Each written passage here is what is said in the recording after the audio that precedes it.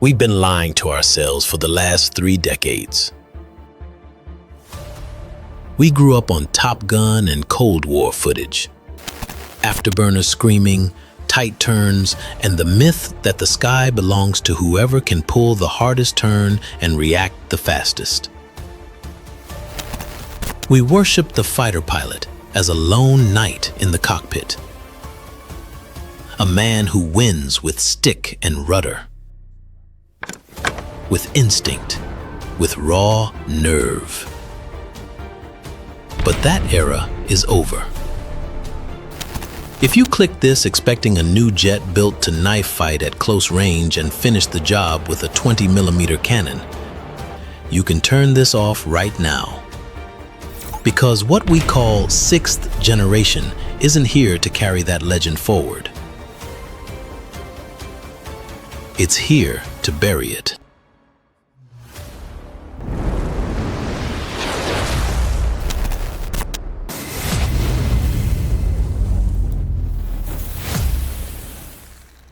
Part 1. The trillion-dollar race for air dominance. 5th-generation fighters like the F-22 and the F-35 were built to play one game, staying invisible to radar. 6th generation is a different game entirely. It's stealth against the clock. It's designed to see the fight before it happens, process it before you even realize you're in the kill chain, and end it before the other side understands they just entered a battle. And if you follow the public record, the budget hearings, the industry signals, a single truth is coming into focus. A brutal contest is underway to decide what American air dominance looks like next, from the Air Force's NGAD, Next Generation Air Dominance Program, to the Navy's FAXX. Across the ocean, the UK-Japan-Italy program, GCAP Global Combat Air Program, is accelerating toward a fielding timeline they can't afford to miss. And on the other side of the board, there's an opponent who doesn't need the most elegant aircraft in the world. They just need the biggest formation, the deepest data, and the ability to overwhelm you through saturation. But this isn't just a story about Mach numbers or lasers. This is a story about your tax dollars. Because when a single system, once the price tag creeps into the range people only whisper about, hundreds of millions per aircraft, the question stops being, can we build it? The question becomes, can we sustain it? And if the answer is no, American air dominance won't disappear because the enemy got stronger. It will disappear because we get strangled by our own costs, broken supply chains, and the pace of innovation that's now moving faster than human decision-making. So in this episode, we're cutting through the internet hype. We're taking only what can be verified and building the real picture from the ground up. What 6th generation actually is, why it was born, what breakthroughs it demands in power, data, and heat. And the most unsettling part isn't the shape of the aircraft. It's what happens to the human being inside it. The pilot of the future won't be the one flying. They'll be the one authorizing, the moral brake, the final judge in front of a display, making life or death decisions in seconds because the speed of war has outrun the processing speed of the human brain. This is future war tech. And this is the comprehensive report. Everything we know about 6th generation fighter aircraft as of January 2026. We start where the legend ends and where the new reality of the sky begins. Part 2. Not a jet, an ecosystem. The phrase 6th generation fighter sounds simple. It sounds like a new airplane, a new airframe, a new engine, something that looks like an F-22 or an F-35, just sharper and more modern. But that phrase is misleading. 6th generation isn't an airplane, it's a warfighting ecosystem. That's the key. And it's the reason so many people, Even people who followed military aviation for years keep using old mental models to judge a fight that's already moved to a new rules of the fight. 4th Gen was the age of maneuver. You won with turns, angles, hands on the stick. 5th Gen was the age of stealth. You won by not being seen. 6th Gen is the age of connection and control. You win by owning the data. And once war becomes management, the first thing that changes isn't the shape of the aircraft, it's the job of the person inside it. Let me make that shift crystal clear with an analogy every American understands. In the F-15 and F-16 era, the pilot was a cage fighter. He saw the opponent with his eyes, felt the fight through instinct, and won with individual skill.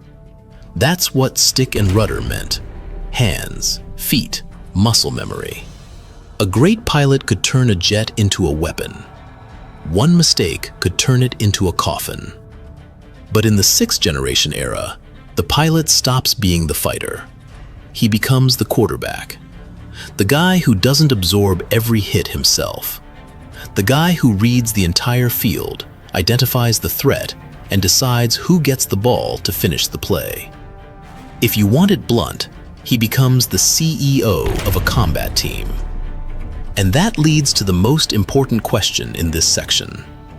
If the pilot is the CEO, who is the forward force? Who goes into the kill zone? Who takes the risk so the human doesn't have to?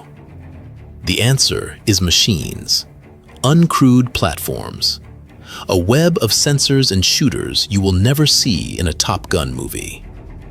6th Generation is built around a concept the Pentagon keeps coming back to for a reason: system of systems. Remember that phrase. It's the master key for this entire episode. So what does system of systems actually mean? It means the manned aircraft we casually call a 6th Gen fighter is no longer a lone warrior. It becomes a command node, the central hub inside a much larger network. It's where decisions are made, where data is fused, where lethal roles get assigned. Because in the previous generations, the pilot was asked to do something borderline impossible. Watch the radar, watch the missile warnings, monitor comms, track the map, scan the sky, and then fuse all of it in your own brain, fast enough to make life or death decisions in seconds. That's cognitive overload. The human brain was not built to process a storm of data like that, especially in an environment where electronic warfare is jamming you, deception is feeding you lies, and the truth is constantly being bent. 6th Generation changes that with a leap that sounds small but is revolutionary. Sensor fusion. Instead of dumping raw data on the pilot, the aircraft systems pull inputs from multiple sources and turn it into a single, coherent battle space picture. From the jet's own radar, from satellites, from AWACS, airborne warning and control, from accompanying drones, from the enemy's emissions, the electronic fingerprints they give off when they light up radar, transmit, or jam. Then the system does what a human simply cannot do in real time. It filters noise. It rejects decoys. It cross-checks.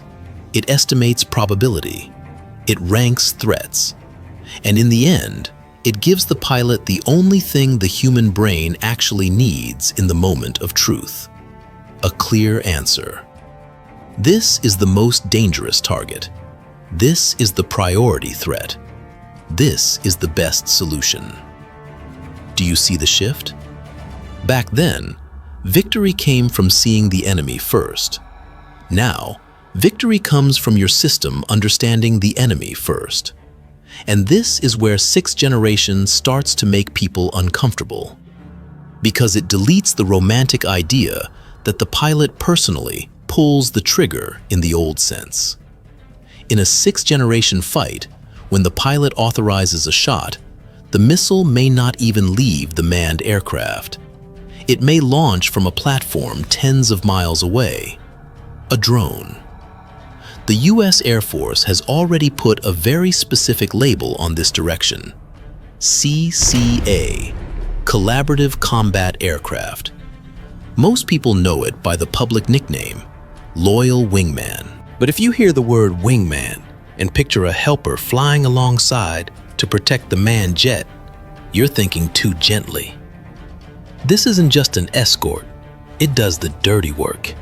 It pushes into the kill zone. It accepts being shot down. It carries missions humans don't want to carry. Picture the scene. The manned 6th-gen platform doesn't have to charge straight into the thickest air defenses. It stays back, quiet, low observable, acting as the commander. Out front is a pack of uncrewed aircraft, assigned roles like a coordinated strike team. One acts as bait, forcing the enemy to radiate and expose position. One pushes in as an electronic warfare platform, EW, to jam, blind, and deafen the opposing system. One carries missiles and launches from angles the enemy didn't plan for. And sometimes, one simply collects data, feeding the battlespace picture back to the man node behind it. The human in the cockpit isn't fighting the old way. He's orchestrating, managing risk, deciding what can be sacrificed and what cannot be lost. And that's the moment air combat shifts from dogfight to battle management. It stops being a duel between two knights. It becomes a contest between two operating systems. But there's a problem. A problem most people don't say out loud because it sounds too blunt. You can't do any of this if you don't have the one resource that makes the entire ecosystem possible. Power. A lot of power. 6th generation needs power for stronger sensors, power for heavier electronic warfare, power for onboard computing at a level that can process and fuse a war's worth of data. And if directed energy, the laser defense will break down later, becomes operational on the platform, that kind of capability wants power the way a small city does. And when you generate that much power, you create an enemy more dangerous than a missile. Heat. Heat isn't just a nuisance. Heat is a betrayer. It lights you up in infrared. It cooks electronics.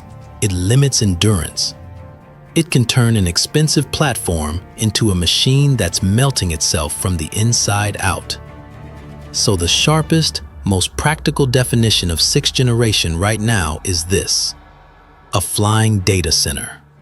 With broadband low observability, meaning reduced detection across multiple radar bands, with massive onboard power, and the ability to command an uncrewed force. It's not designed to be fair. It's designed to create an unfair advantage. And now that you understand the new rule set, we get to the next question, the question haunting the Pentagon. If the F-35 is already the most expensive fighter program in history, why is it suddenly being treated as not enough for the 2030s fight? Why is a superpower going back to the drawing board before it's even finished catching its breath from 5th generation? The answer isn't in the cockpit, it's on the map. It's in a geographic trap the Pacific is setting for every American war plan. And to understand that trap, you need one cold term: A2AD, anti-access and area denial. Next, we're putting the Pacific map on the table, and you're going to see why the sky isn't getting more dangerous because American jets got weaker, but because distance itself has become a weapon. Part 3. The sky isn't safe anymore, and geography is the trap. To understand why the Pentagon wants 6th generation with near obsessive focus, you have to look at a map of the Pacific. For 20 years of counter-terror wars in the Middle East, American air power got used to owning the sky. We flew where we wanted, struck when he wanted, and the most serious threat was usually a low-altitude, a shoulder-fired SAM. That comfort created a dangerous illusion. But when you pivot your attention to East Asia or Eastern Europe, the rules change. Welcome to the era of A2AD, anti-access and area denial. Picture it as a giant death bubble wrapped around an adversary's territory. Inside that bubble are layered multi-band radar networks and long-range surface-to-air missiles, systems like the S-400, the S-500, or modern HQ-9 class defenses. The point isn't that every aircraft gets shot down. The point is that entering that airspace becomes so risky, so expensive, and so uncertain that your plan starts collapsing before the first missile is even fired. And the core problem is this: distance. The F-35 and the F-22 are technological masterpieces, but they carry a vulnerability that keeps 2026 war planners awake at night. Their legs are short. Their combat radius sits in the rough range of 600 to 800 miles. That's manageable in Europe, where air bases are close together and geography is compact. But in the Pacific, that becomes a strategic disaster. Adversary anti-ship ballistic missiles, systems in the DF-21 and DF-26 family, are designed to push U.S. carriers thousands of miles away from the coastline. Long-range air-to-air missiles like the PL-15 and PL-17 threaten the slow, high-value assets that make American air power work, especially tankers. And once the carrier has to back up and the tanker can't get close, a short-legged fighter becomes the wrong tool for the fight. It can't reach the target and make it home. It can't stay on station. It can't sustain pressure. It becomes a high-end aircraft trapped by basic math. That's where sixth generation steps in, because the number one requirement for NGAD and FAXX isn't aerobatics. It's range and payload. The US needs a platform that can launch from farther out, penetrate deep into an A2AD environment, carry enough weapons to fight, and still have the fuel to get home without relying on mid-air refueling inside contested airspace. That's why so many 6th-gen concepts look larger, with longer wings and more internal fuel. It's not a dagger built for a close-in knife fight. It's a spear built to reach across the Pacific. And there's another pressure point. The stealth we've relied on is being challenged.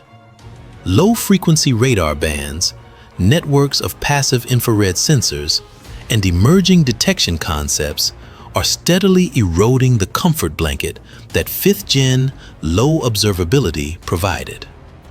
6th generation has to push toward broadband stealth, meaning reduced detection not just against fire control radars in X-band, but against wider radar bands and long-range early warning sensors. It also has to manage heat more aggressively, because the moment you glow in infrared, stealth becomes a partial illusion. But the military driver is only half the story. The other half, as always in Washington, is politics and economics. It's 2026, and great power competition is no longer a theory. 6th generation is a tool of strategic deterrence. Its very existence sends a message to Beijing and Moscow. We're building the next step ahead of you. Don't miscalculate. And there's another practical factor that rarely gets said out loud: the industrial base. Fighter aircraft engineers are not Silicon Valley coders. You don't create that workforce in 6 months. If the United States stops designing new fighters after the F-35, that talent retires or migrates to commercial sectors. Production lines shut down, suppliers disappear, and the ecosystem fractures. Once that capability is gone, rebuilding it can take decades, if it's even possible. In that sense, sixth generation is also a fight to keep the brain of American and Allied aerospace alive. It preserves high-end engineering jobs, and more importantly, it preserves technological independence. The question is how you turn these insane requirements, farther range, deeper stealth, faster decision cycles, into something real. To answer that, we have to look at the technology map. What breakthroughs are being chased inside places like Skunk Works and Phantom Works? What is actually required to build the heart and the brain of this machine? Next, we go inside the beast.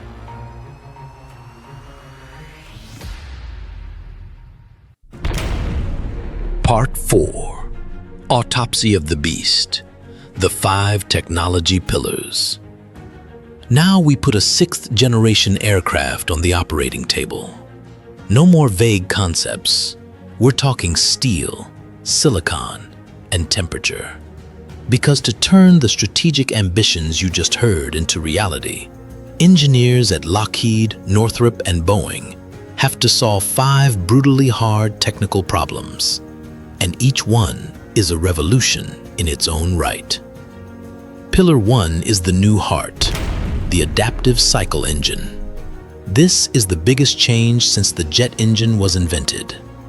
Think about your car.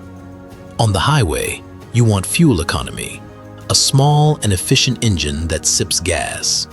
But when you need to move, you want a bigger engine that drinks fuel to generate real power. In the past, you picked one or the other. But as we sit here in 2026, there's a different answer on the table. Engines like GE's XA100 and Pratt & Whitney's XA101, now in late-stage testing, are built to change their internal airflow architecture while they're flying. They use a third stream of air, so the engine can behave like a fuel-efficient airliner power plant when you need to go long distance, then flip into a fighter mode in an instant when you need supersonic thrust. But that's not even the main reason this matters. The real killer problem for 6th generation isn't flying, it's heat. Advanced sensors and directed energy class systems generate brutal thermal loads, enough to push electronics toward their limits.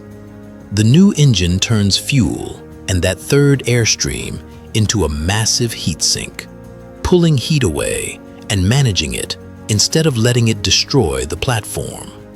In other words, without this class of engine, a lot of 6th generation ambition stays theoretical. An expensive airframe that melts itself from the inside out. Pillar 2 is the death of the vertical tail. Look at the NGAD and FAXX concept art, and one feature jumps out. The vertical stabilizers are basically gone. A vertical tail is a stealth killer. It reflects radar energy and creates drag. If you want broadband low observability, meaning reduced detection not only by fire control radars, but also by long-range lower frequency systems, the tail has to disappear. But aerodynamically, a tailless aircraft is like a falling leaf, inherently unstable. And this is where 6th generation reveals an uncomfortable truth. You don't keep it stable with mechanics. You keep it stable with code.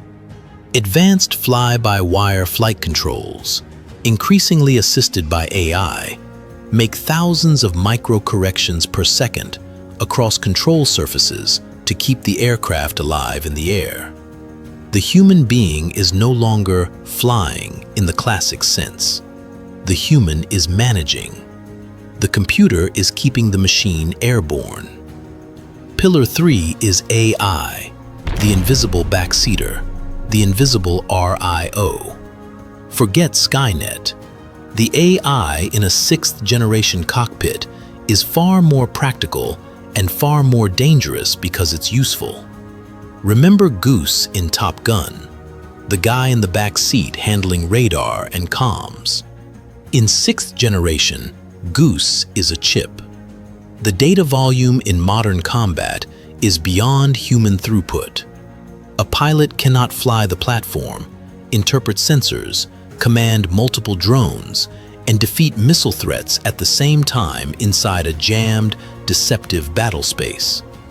AI becomes the filter and the tactical advisor.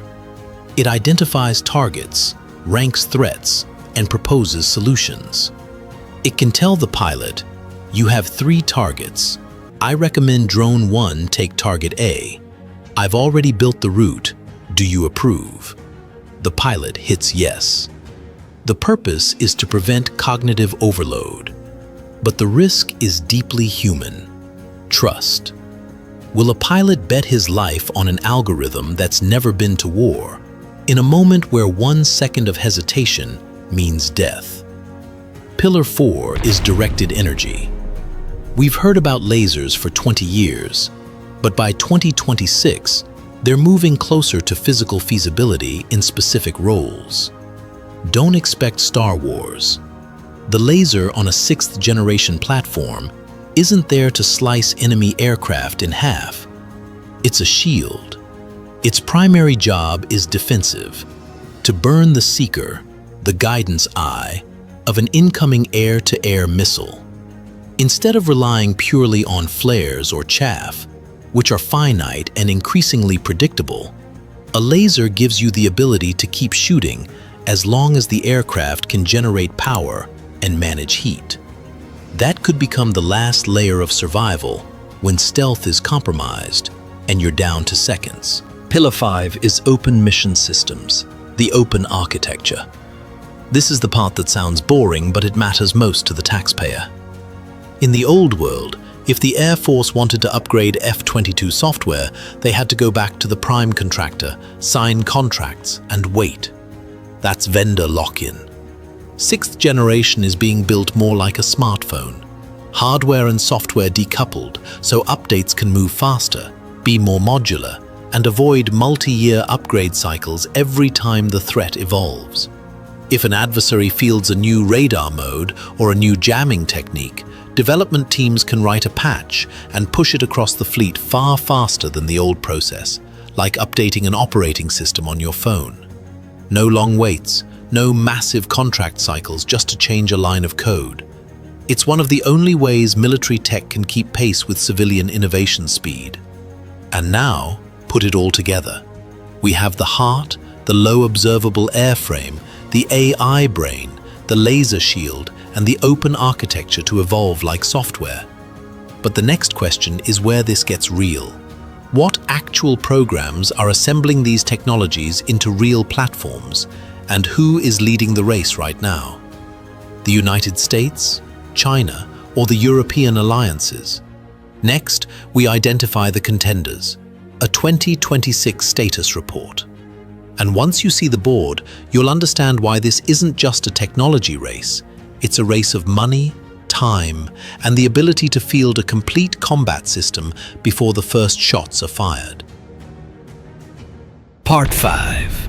The Contenders. The 2026 Status Report.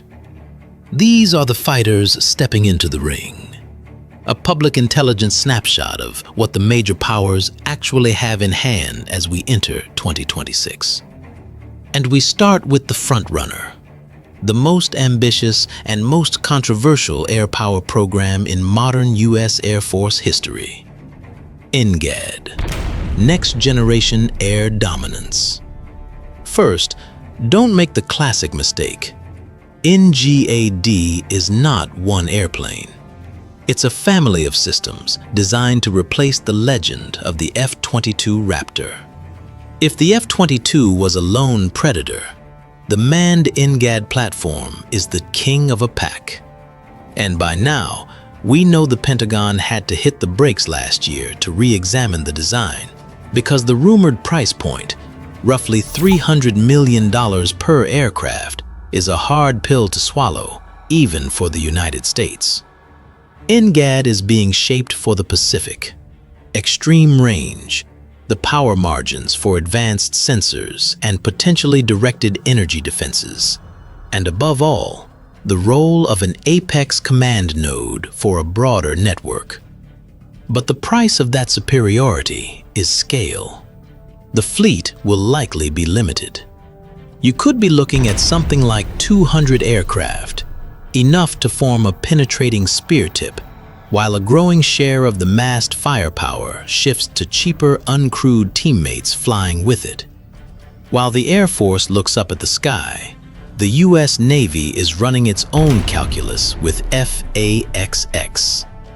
Don't assume the Navy can just buy a naval version of NGAD the way it did with the F-35.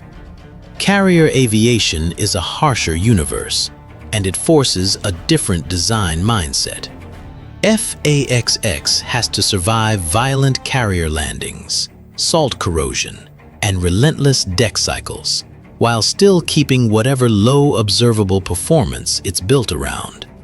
And most importantly, it has to carry heavy anti-ship weapons farther than any Super Hornet ever could. The bad news, if you're rooting for Navy aviation, is that FAXX has been slipping behind the Air Force timeline.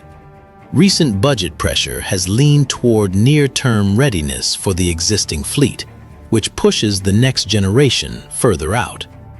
That makes the fielding timeline a major question mark, and it becomes hard to imagine seeing this aircraft operating regularly from carrier decks before the mid-2000s and 30s.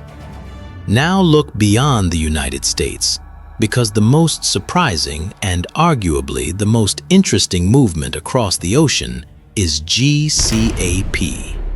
This is a rare combination: the United Kingdom, Japan, and Italy. 3 island nations, 3 serious defense industries, and 3 governments that decided to swallow pride and merge 2 major efforts: the UK's Tempest concept and Japan's FX track into one.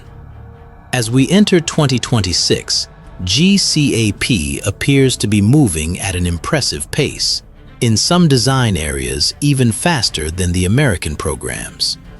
With Rolls-Royce on propulsion, Leonardo on radar, and Mitsubishi on key avionics and systems, they're not building a nice airplane. They're aiming for a true next-generation platform. And their motivation is brutally practical.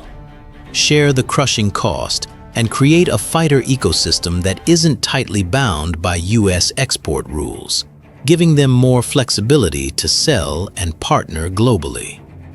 But for every GCAP, there's a warning story. And that warning story is FCAS, led by France and Germany. If you want a live example of politics strangling engineering, this is it. The ongoing friction between Dassault and Airbus over who controls what, who owns the intellectual property, who leads the program, has dragged timelines and injected uncertainty for years. On paper, FCAS paints an elegant vision: a combat cloud, networked sensors, remote carriers, and manned uncrewed teaming. But in 2026, a lot of observers are betting the aircraft either never flies in the form advertised or arrives so late that the race has already been decided. And then there's the elephant in the room: China. Beijing doesn't run loud press campaigns. It doesn't hold public budget hearings. But satellite imagery and selective leaks suggest a parallel track that's quietly dangerous. China is not necessarily trying to build the single most refined aircraft on Earth. It's trying to build the most dense system, the most saturated formation, the most relentless data-driven kill chain. Analysts believe a J-20 successor could be optimized for managing swarms, possibly even a two-seat configuration built around command and control of uncrewed wingmen, exploiting China's massive industrial capacity. Because in a war of attrition, quality has a vote, but quantity has a voice. And sometimes, quantity wins by drowning the defender in targets. And as for Russia, we need to be blunt. Moscow continues to announce bold concepts. An ultra-fast MiG-41 interceptor that reads like science fiction, or the budget Su-75 Checkmate, pitched as a low-cost answer to Western fighters. But with prolonged technology sanctions and the economic weight of the Ukraine war, the likelihood of Russia fielding a true sixth-generation ecosystem with cutting-edge semiconductors, advanced sensor fusion, and the software backbone this era demands within the next decade is extremely low. What Russia can do is modernize older airframes and pair them with new weapons. But calling that sixth generation is marketing, not reality. Which means, for the next decade of air combat, the race effectively narrows into a high-stakes contest between the Western Industrial Coalition and China. And now that you've seen the contenders, the next step is the hard part. Putting them head-to-head, category by category, and asking the only question that matters. Who is actually positioned to field the system first, at scale, before the fight begins? Part 6. The balance of power. Who's actually ahead? If we strip away the political talking points and put every one of these programs on a single comparison board, judged by hard, technical, and industrial realities, the picture gets clearer than ever. And the outcome may surprise a lot of people. Category 1, and the category that sets the ceiling for everything else, is propulsion. Engines aren't just about speed. In sixth generation, the engine is the power plant that feeds the entire ecosystem.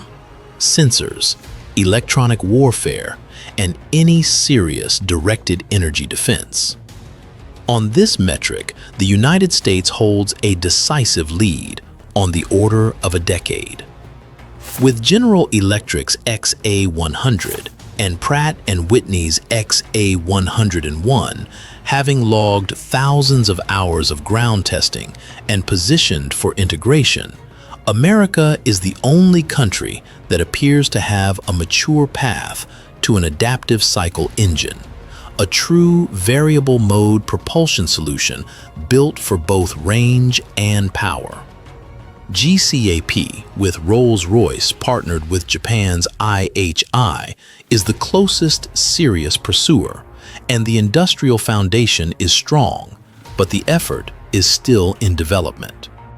China is still working to fully mature the WS-15 for fifth-generation performance, which makes a leap to a reliable adaptive cycle class engine for sixth generation a major question mark.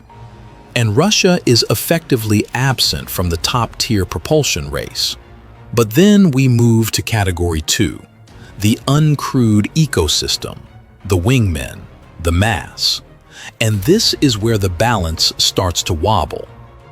The United States has a software advantage, a head start in command and control concepts, and a clearly defined path through CCA, collaborative combat aircraft, backed by funding and structured requirements. But China has something the West cannot ignore: industrial gravity, scale, cost efficiency. If sixth-generation combat becomes a numbers game, China's manufacturing base gives it the ability to produce large quantities of uncrewed wingmen faster and cheaper than the Pentagon's acquisition machine can move. Europe, in this lane, is behind. The remote carrier concepts exist, but too much of that story still lives on paper instead of on a runway. Category 3 is schedule and budget risk, and here, the United States faces its Achilles heel. American perfectionism, combined with constantly evolving requirements, is driving NGAD into dangerous cost territory, threatening the program's very survival under congressional budget pressure. GCAP, by contrast, is showing a kind of cold pragmatism. The UK, Japan, Italy partnership appears willing to trade some cutting-edge ambition for schedule discipline and exportable cost, and they are running hard toward a 2035 window with a level of focus that's rare in multinational programs. China, with centralized decision-making and the ability to push national effort without public budget hearings or partisan friction, may have the fastest path to fielding something at scale, even if it isn't the most exquisite platform on Earth. So here's the bottom line as of January 2026. The race is no longer the uncontested American dominance we associated with the F-22 era. The United States still holds the highest-end technology edge, especially in propulsion and systems integration, but it is being dragged down by economics, acquisition inertia, and political constraint.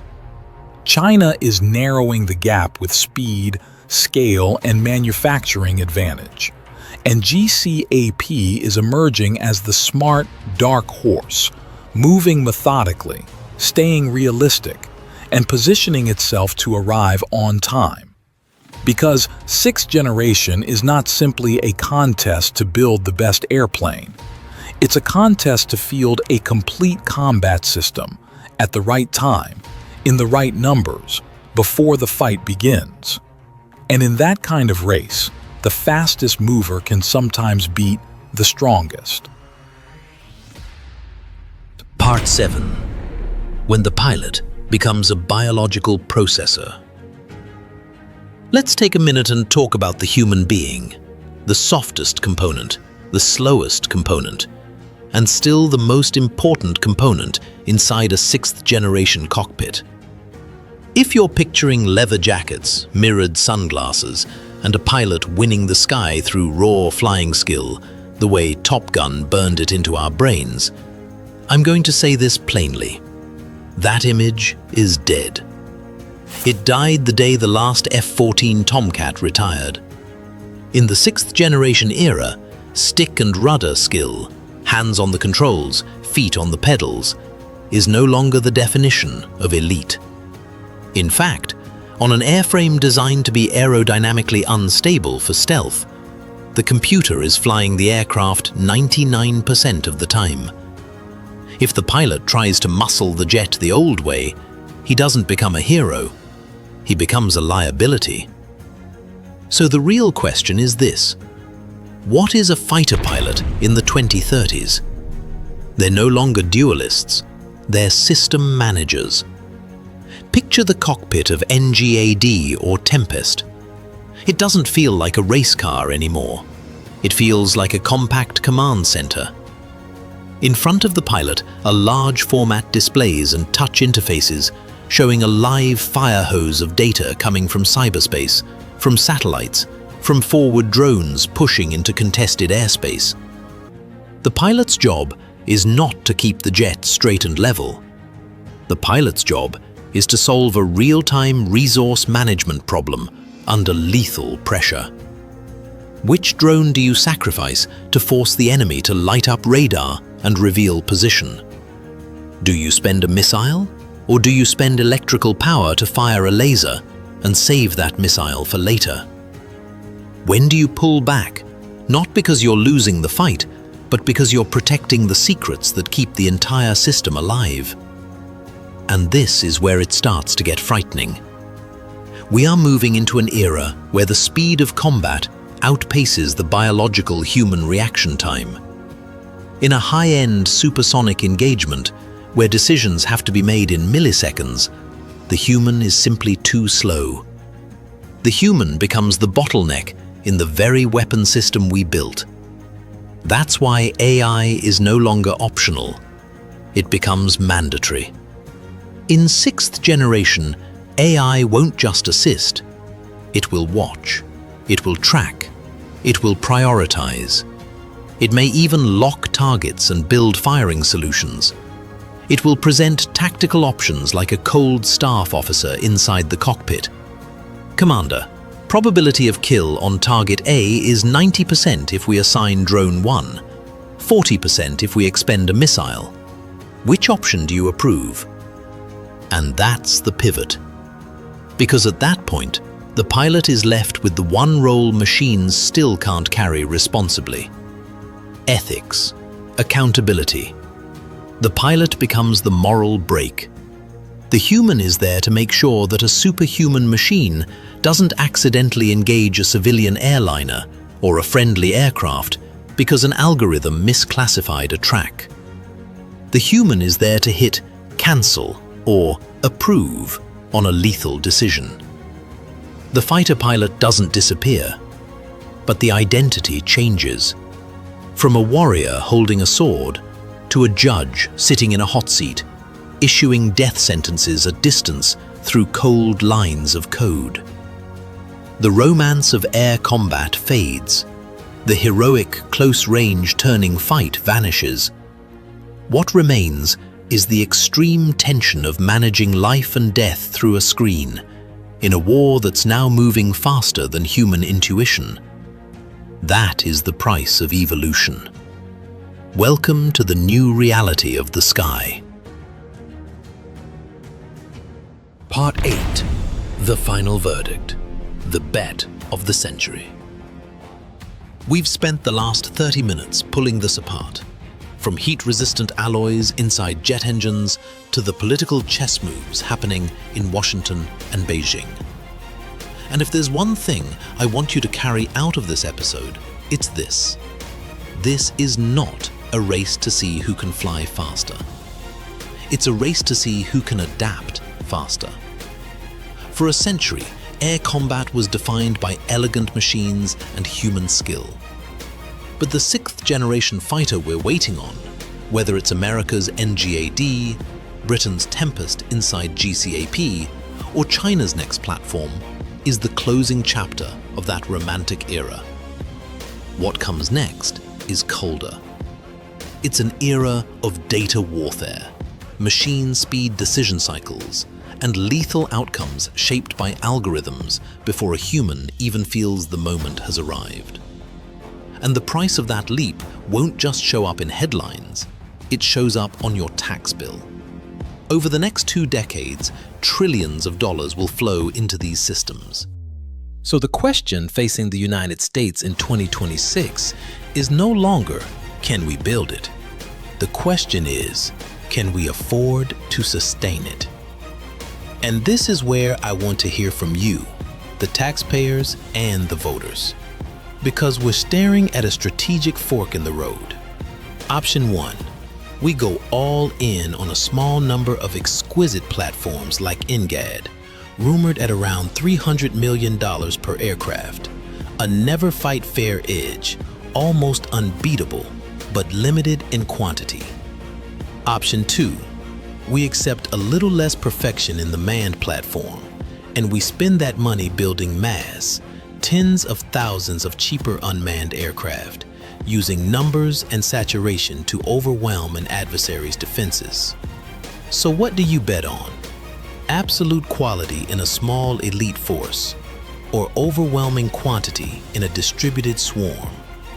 If you were the Secretary of Defense, where would you place America's bet? Drop your answer in the comments. I read them all. This is Future War Tech. Subscribe and turn on notifications because next episode we go into the darkest part of this entire picture. Loyal wingmen and the ethics of handing lethal decisions to machines. Thanks for watching. Stay sharp and I'll see you next time.